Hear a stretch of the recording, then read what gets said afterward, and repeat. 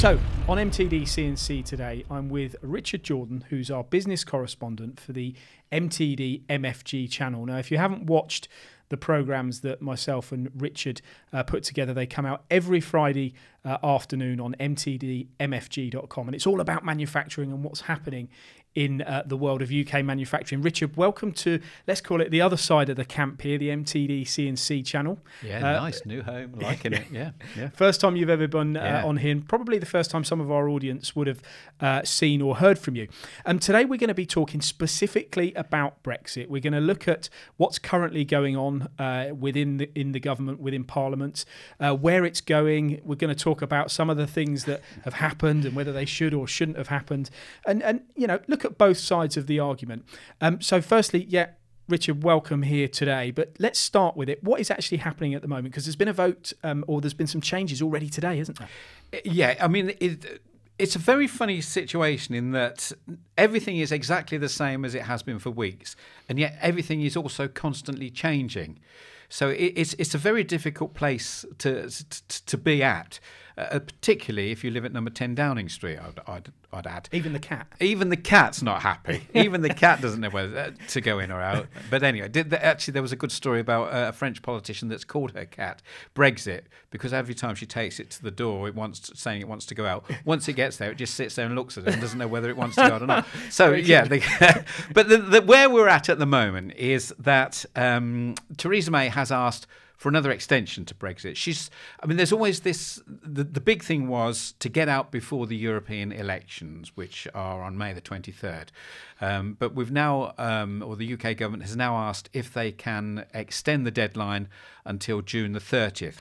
That's another key date, because that means we would still exit, if that is the deadline that the EU would agree to, before the new European Parliament actually has its first session. So although MEPs would be elected, they wouldn't actually take their seats. So it wouldn't actually impinge into the new European parliamentary session, as it were. So we've now got an extra few weeks to come up 5-6 weeks, yeah, to come up with maybe a new deal or get this deal through the House. How have we got to this position? Because surely now all our negotiating strength has just gone. In my opinion, I just find that you know we have given that negotiation away to the fact that they can now dictate what they want, or otherwise we'll be out without a deal. It's how have we got where we are now? I mean, it's not a story. It's not. We've got about 15 minutes. I probably need about sort of a day and a half, because this story has been bubbling along not just for 6 months, not just for 3 years, but going back even further than that. The whole UK membership of the EU. It's a long and tortuous story. We are where we are now. I mean, Donald Tusk has also said just within the last couple of hours that his idea is for a longer extension, but what they're calling a flextension, in that the UK would be given basically another year to decide what it wants to do. But if in that year, so by August, by November, whenever in that year, if a deal is agreed, principally in the UK, that the Houses of Parliament can pass a deal, then Brexit could take place then. So it's not written in stone that it would have to be another 12 months. And that's gaining a little bit of traction, because the big thing that Brexiteer Tory members are really against is extending the deadline any longer. But this one, and I did hear a comment from Bernard Jenkins, who's one of the arch leavers. He's very, very much in favour of the UK getting out of the European Union, wanted it by March the 29th, now wants it as soon as possible. But he says this does give us an opportunity to perhaps get the right deal, and that's really important, rather than, as he sees it, being sort of forced out at the moment with our tail between our legs. So that's another option. But looking at it as a pack of cards, they are still holding certainly the kings, if not the aces, aren't they, here? Because, they're in a position now where we've almost laid our hand I believe. Would that be a fair? Yeah, and I think you've seen that with the way negotiations have gone really since March the 29th, and just before that, the European Union is making more of the running now than the UK has. And of course, this week there was the new amendment, the new law that's currently going through the House of Lords, whereby the government would be forced to not leave without a deal. I don't know if that's too many negatives, but would have to. It would make it illegal in British law for the UK to leave the European Union without having a deal in place. Which, as you say, that was always the argument.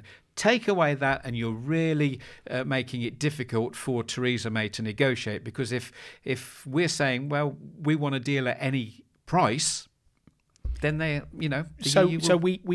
We are going to be going by maybe June the 30th after the extension, but we can't go without a deal, but we can't get the current deal through. Stalemate. I mean, the great irony of all this is one of the reasons we can't get the deal to leave the EU through is because a lot of politicians that want to leave the EU have voted against that deal because they didn't think it was tough enough, that it was going to give enough of the things that were promised in the referendum to the people that had voted for it. That was one of the big things. But it's interesting that in the we had the third attempt to get it through Parliament, and a lot of people, a lot of the real staunch Brexiteers, and like Jacob Rees-Mogg, who's probably almost become the face of Brexit. He voted for it. He voted for it because his reasoning is, at least we would be out of the European Union. It's not perfect by any stretch of the imagination in his view. It's not a perfect deal, but it would get us out of the European Union. And don't forget, this is just the first stage. This is just getting the UK out of the EU.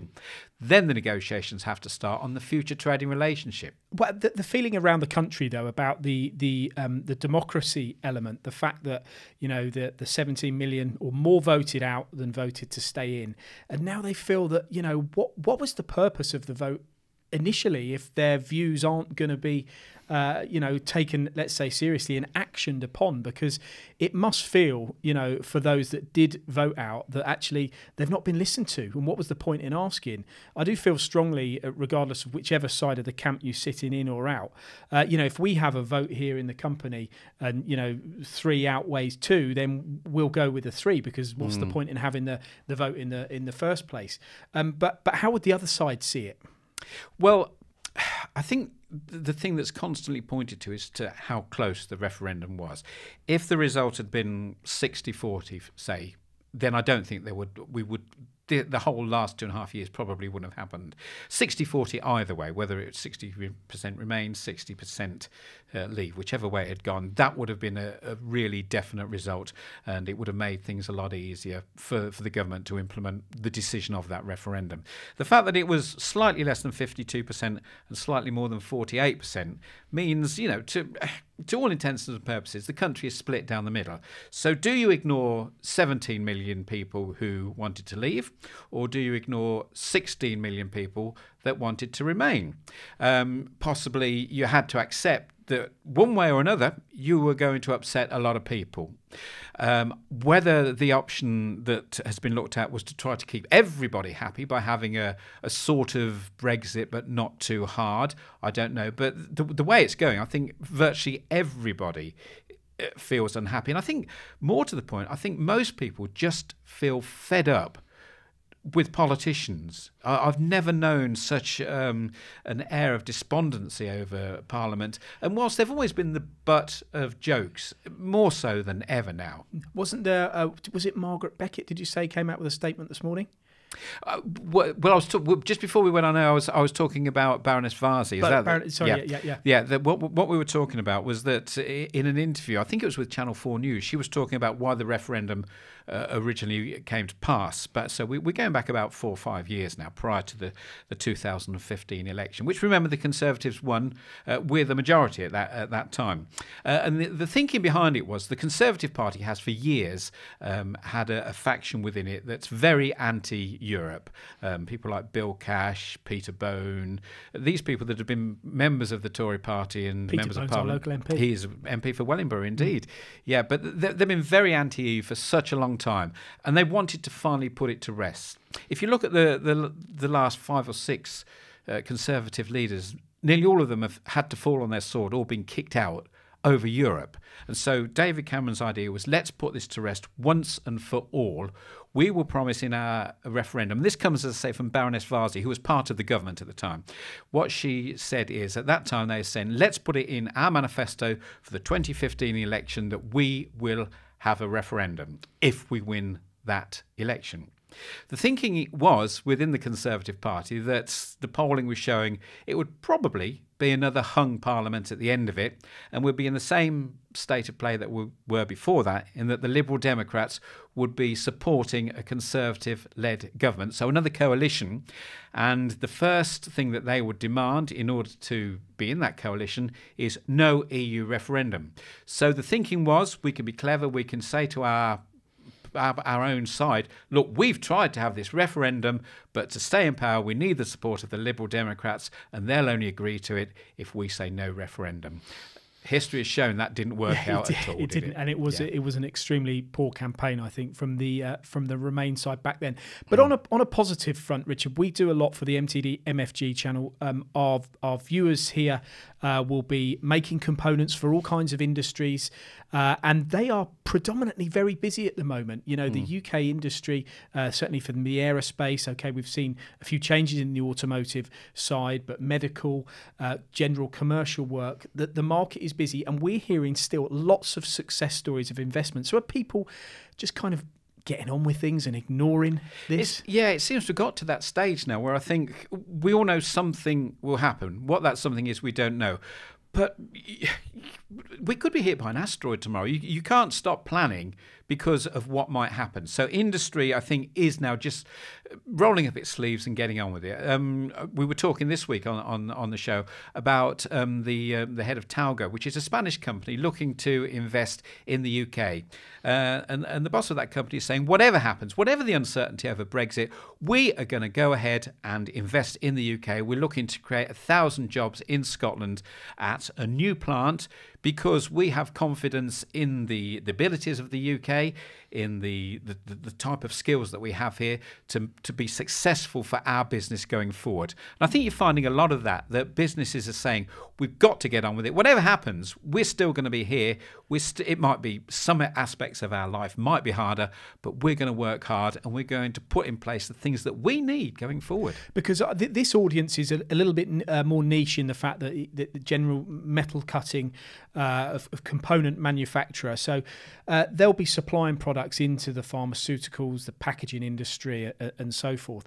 But for them, if you were in that position at the moment and you see all different areas of manufacturing, we are very strong here in the UK, aren't we, compared to some of our European counterparts in what we make the skill sets. I mean, the UK historically has its industrial heritage is probably second to none across the world. We've always been a really inventive and an innovative country, and that spine of industry running through the Midlands is still there. You don't tend to hear about it and quite so much, and that's the great thing that we talk about.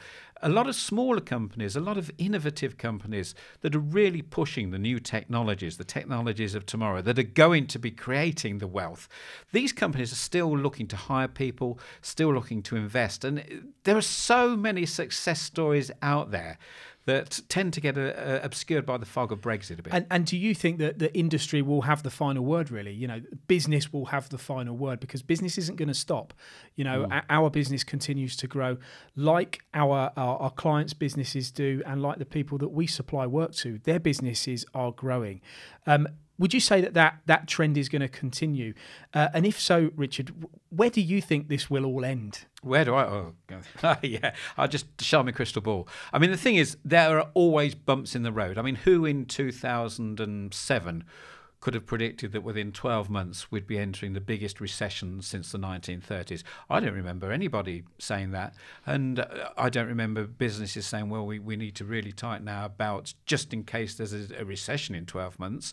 And yes, there were some casualties during that recession, but how many businesses have now regrouped and have moved forward since then? Virtually every business going today has. And that's, I suspect, what will happen now. There may be some bumps ahead. They could be big bumps, but businesses, businessmen, you've got to be resilient to be a businessman. You've got to be tough.